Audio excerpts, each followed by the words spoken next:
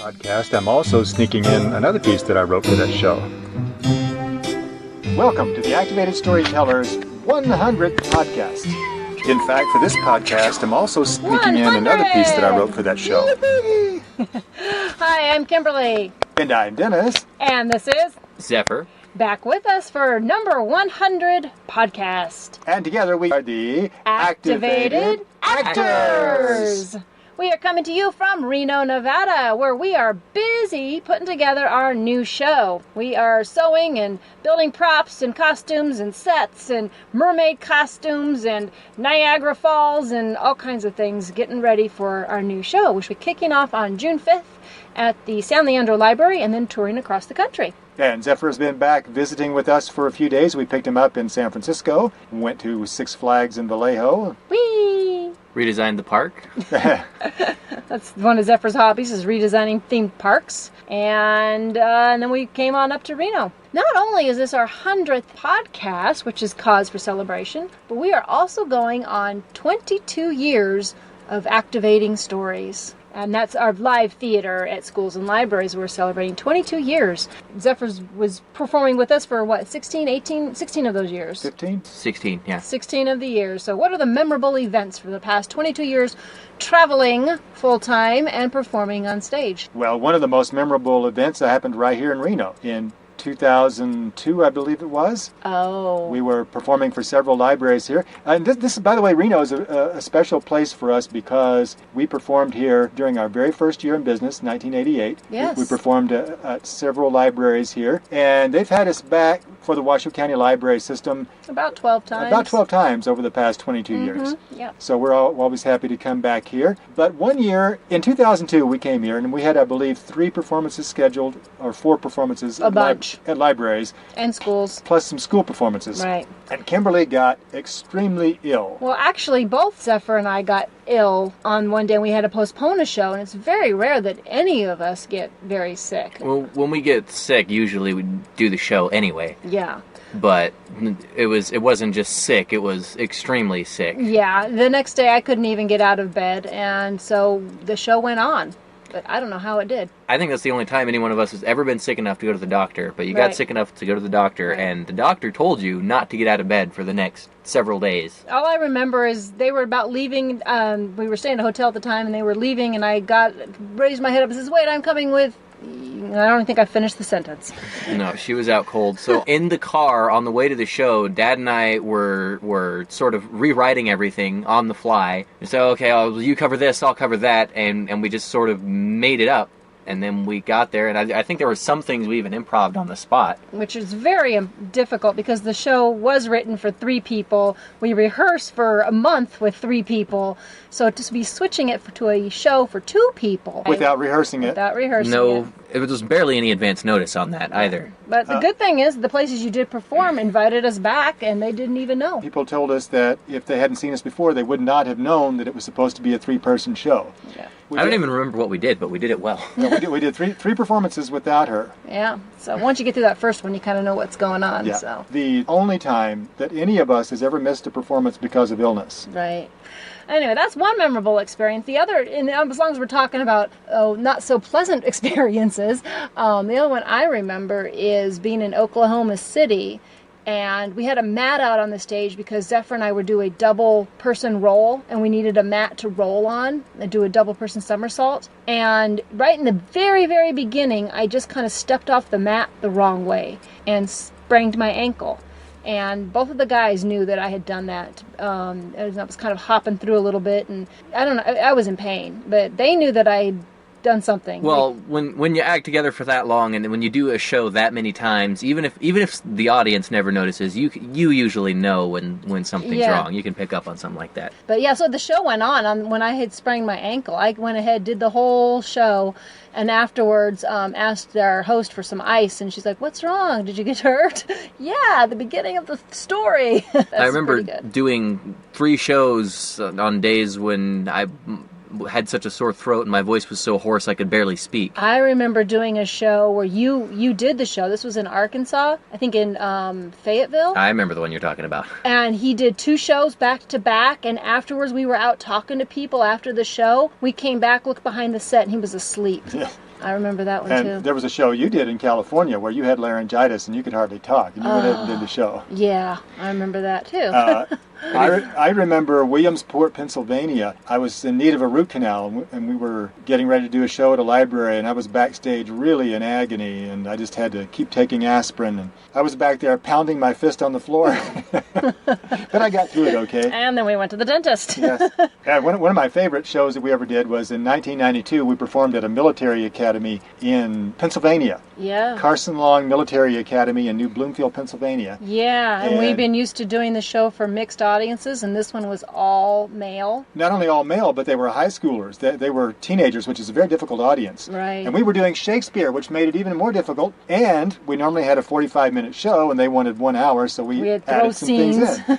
So, but the good news is it came off brilliantly. They loved it. And I really admired the attitude these guys had. We had guys playing parts of girls, and they didn't care at all. They thought it was funny. They had a great time with it. So I really admired that, because I was kind of afraid that they wouldn't do it and wouldn't be willing to play along. In retrospect, actually, we performed in some pretty weird places. Like, what's the Weirdest weirdest place Weirdest we've ever place performed we've in? performed. I remember one of the most difficult was when we had to do a show outside, which is against policy. Which we 'cause stopped doing.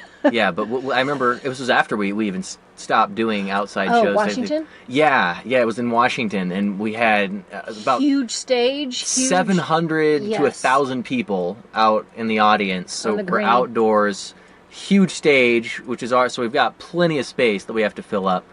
And they put microphones on stands in front of us, which isn't very effective because the show there's so much movement that we couldn't really. We had to adjust and hit the microphones on Yeah, the we spot were adjusting spots and cues and hitting microphones when we weren't normally, and Okay, staging got. That's one. What's another one? Well, during our first year when we were based in San Francisco, we had a couple of outdoor performances that left us with a bitter taste for outdoor performances. One of the very first ones we did was at Pier 39, which is if you're not familiar with San Francisco, it's a real touristy spot down by the water. And right in the middle of one of our performances, a wedding party walked right through our stage. Yeah, like we weren't even there, and the audience wasn't even gathered around to see it or anything.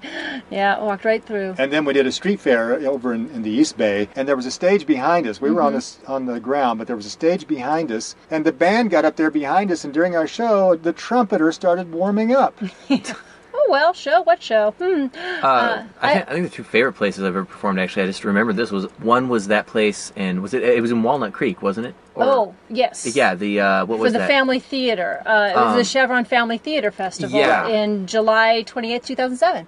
Yeah, that was the badge is right there in front of you. Yes. Yes, that was a great show. They even flew us out from the East Coast. We were in the Boston area at that time, and they flew us out just for that. I remember that, and I that was a good place to perform. And I also remember doing the National Theater Right. In Washington, in D.C. Washington D.C. Yeah, Yes. that was a good place. And we mustn't forget our performance in Japan. Oh yes, Yes. it was not among the most suitable performance venues, but certainly one of the most memorable, I think, because we were in someone's living room in Japan. Yeah, and performing for students that were learning English. And as far as other performance areas, and we adapted to everything. I think one of the smallest was a library that was in a mobile home type setup Oh yeah, in Oklahoma City, and we had to just squish the set in there and make it work. And everybody was just kind of standing up behind the books. And it's also really remarkable the variety of crowds we played to. Because I remember we've had shows that pushed it up to 1,000 people, probably some that were over 1,000 people. And then I also remember doing one show for 3 people. Yep, Remember that? we've done it all. So lots of memories and 22 years of performing. So number 100, we are going to do a special story for you this time. And actually, this is a story that we have done on stage. The 3 of us have performed. Not this version, but we have done Rip Van Winkle. And our version was called Van Winkle Gets Wrinkled. But this is a story of Rip Van Winkle. Long ago, before the United States was born and the states were still British colonies, in New York, at the foot of the Catskill Mountains, was a picturesque village founded by the Dutch settlers. It was such a quaint little Dutch village, it looked like it might have been painted by Norman van Rockwell. In this village lived a pleasant man named Rip van Winkle, who was very well liked by his neighbors. Good morning, Rip. Good morning, Rip! Morning! Good morning, neighbors. It's a beautiful day in the neighborhood, isn't it? Children especially loved him because he played with them, Red Rover, send Eli right over. made them toys, Wow, I never knew a pie plate could fly through the air like that. and told them stories. Once upon a time, there was a little boy named George, whose father foolishly gave him an axe to play with. Rip got along fine with everyone, except his wife, who often nagged him. Rip, where have you been all day? Haven't you chopped the firewood yet? I thought you were supposed to bring home some sugar. I really hate to nag so much, but sometimes your behavior is so infuriating, it makes me absolutely stereotypical. Yes, the bad thing about Rip was that he had a hard time getting work done. At least his own work. He was always eager to help someone else patch a roof or pull up weeds, but when it came to taking care of his own property, he often let things go. And when he finally did decide to get a chore done... Oops, I felt a drop of rain. Gee darn, I guess I can't mend that fence after all. The only thing that grew very well on his farm was weeds. Rip often spent some time in the village with some of his friends who sat around gossiping and discussing stories from the newspaper. I tell you, the earth is getting warmer. You're crazy. It can't possibly be getting warmer.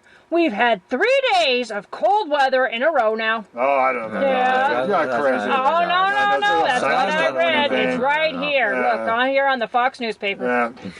Rip! So there you are. I might have known I'd find you gossiping and loafing and discussing current events. Uh-oh. Mayday, boys. Looks like I need to get myself home. We'll continue this discussion tomorrow.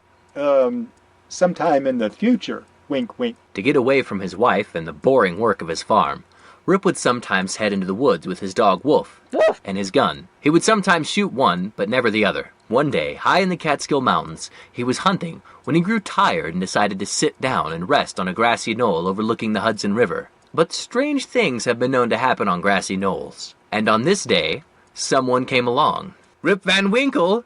Rip van Winkle! Give me a hand here, wilt thou? You mean help you carry that big, obviously heavy keg on your shoulders that you must be having trouble with because you're so short? Exactly. Very well. Wow, this is heavy. I feel like Atlas, and I don't mean Charles. Where are we taking it? Just over yon hill there. Hill? You mean that mountain? Well, to me, is but a hill, because I'm no longer carrying the keg. Yikes! That thunder sounded awfully close. That storm came out of nowhere. Oh, that's just the boys having a party. Well, if they're causing it to thunder, that must be some party. After they came over the hill, which was definitely a mountain by the time Rip got over it, he saw something very peculiar. Why, those men are bowling. 9 pins is what we call yon game. Oh, it must be a costume party. Everyone's wearing what my ancestors would have worn who came here from Holland a century or two ago. Thou speakest strange words, friend. Come along and join in the festivities. So Rip joined in the game of 9 pins, and the party that the strangers were having. When he played with them, it would make a rumble as powerful as thunder. Eventually, he grew very tired and lay down to sleep. And when he awoke... Oh, that was quite a little nap I had. Where did everybody go?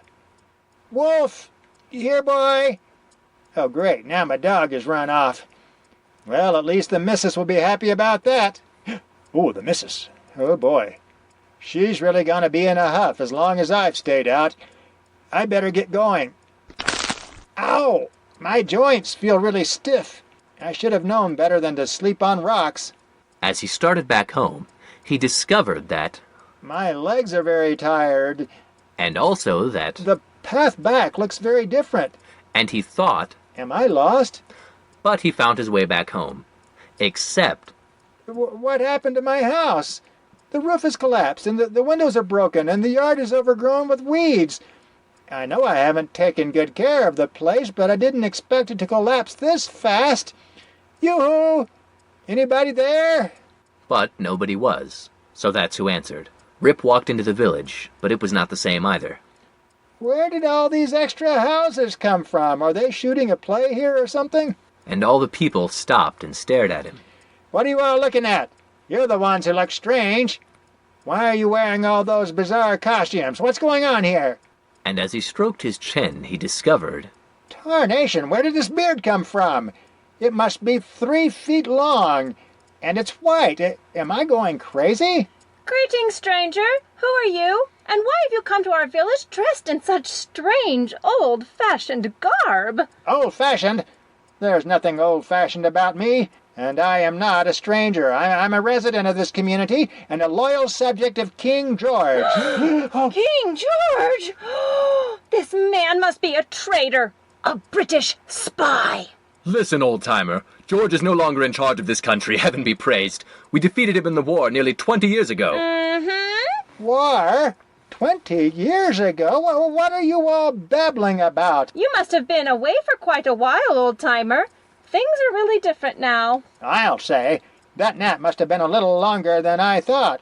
Isn't there anyone here who remembers Rip van Winkle? I heard about him. They say that about 20 years ago, he wandered into the hills, or maybe they were mountains, with his dog. And only the dog came back. Nobody knows what happened to him. That's absurd. I am Rip van Winkle. I just went hunting and lay down for a little snooze. Oh, you must have slept for about 20 years. But I am Rip, I tell you. I had a wife and a dog named Wolf and 2 children. Not necessarily in that order. Well, if you are really Rip, then I know someone who should be able to recognize you. Rip's daughter, Judith, still lives here. In fact, I saw her just a moment ago. Judith! Judith! My daughter? Good. Maybe she can clear this up, even though she's only 3 years old. Yes? Judith! I don't believe it. You're all grown up. I beg your pardon. How dare you hug me, you crazy old coot? Judith, it's me, your father. What? Daddy! It is you! I don't believe it! But that white beard... Daddy, it was you who put those presents under the tree! She recognizes him. I guess he really is Rip. Unbelievable. But the villagers finally did believe this story, and they passed it down. And every now and then they thought they heard thunder when the skies were perfectly clear, and they knew it must be those men in the mountains or hills playing ninepins. As for Rip, he went to live with his daughter and was comfortable for the rest of his life. All the problems that he'd had before had gone away after he slept on them. And that's the story of Rip van Winkle. Remember doing that story? I remember doing that story. I remember being one of the players' ninepins. Yes, you were dwarf sized back then. Yeah. Yes. Well, and some versions of the story, the 9-pin bowlers are dwarfs, but in the original, it doesn't really say that. It just says they're short. Ah. In fact, the leader of the bowlers, the one who greets Rip on the mountain, in Washington Irving's version of the story, is Hendrik Hudson, the Dutch explorer who discovered the Hudson River. Now, this is an especially appropriate story to do this time because we are in Reno. And You see the connection, don't you? I'm struggling. I'm going to Well- guess because of bowling. Well, that's one connection, yes. Okay. But Reno has the National Bowling Stadium, which has bowlers from all over the country come and compete. Which is compete. like a version of 9 pins. Yes, bowling is done with 10 pins, but it's essentially the same game, or very similar. Another connection is that when we did our production of Rip van Winkle, it premiered right here in Reno, at the Reno Main Library in 1996. So we have come full circle. We have come full circle. And by the way, another interesting little tidbit is the music you hear at the beginning and end of our podcast was music that I composed Right. for that production. For Rip Van Winkle. Yes. In fact, for this podcast, I'm also sneaking in another piece that I wrote for that show. Yes, yes, yes. Well, that is an appropriate story for For the podcast. 100 podcasts. For our 100 podcasts, yes. And we are busy putting together new shows. We are working on old Stormalong. Well, actually, we have done Stormalong in the past a few times. That was one of the very first stories that we toured with when we went national. And then we brought it back and did it. When we first went national, it was just Dennis and I performing. And then we brought it back and we put Zephyr in the show as pirates. And Yeah, I remember playing Yeah, a pirate in that we did ages and ages and ages we did a ago. version. And there's also a podcast version of that as well. And we are going to also be doing Niagara, a story of how Niagara Falls came to be. And it's a story that the Seneca tribe used to tell. So Niagara, we're holding over Anansi Goes Fishing.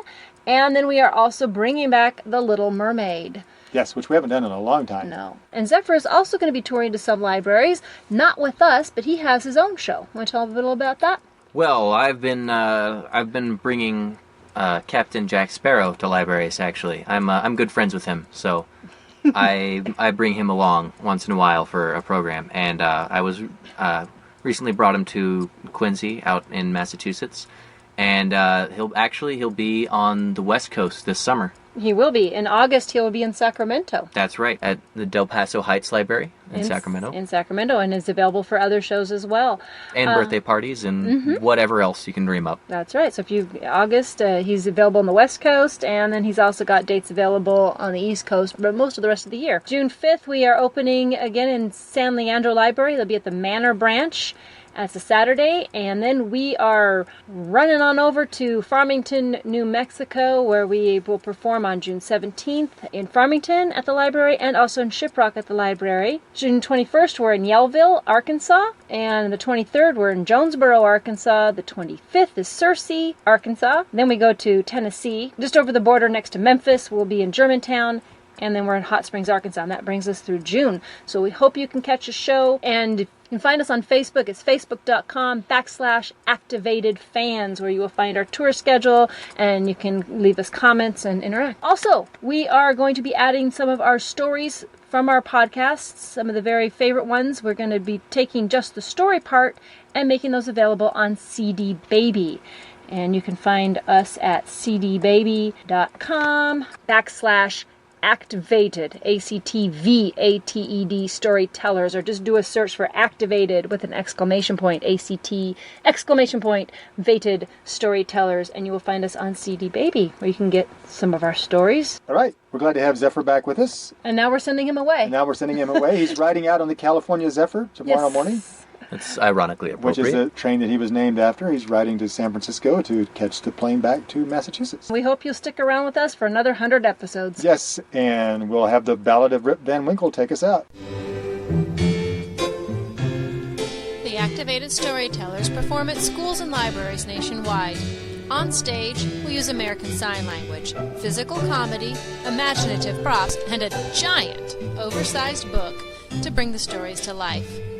For booking information, check our website at www.activated-storytellers.com, where you can also find out when the Activated Storytellers will be performing near you, read a story, or order one of our audio CDs. Until next time.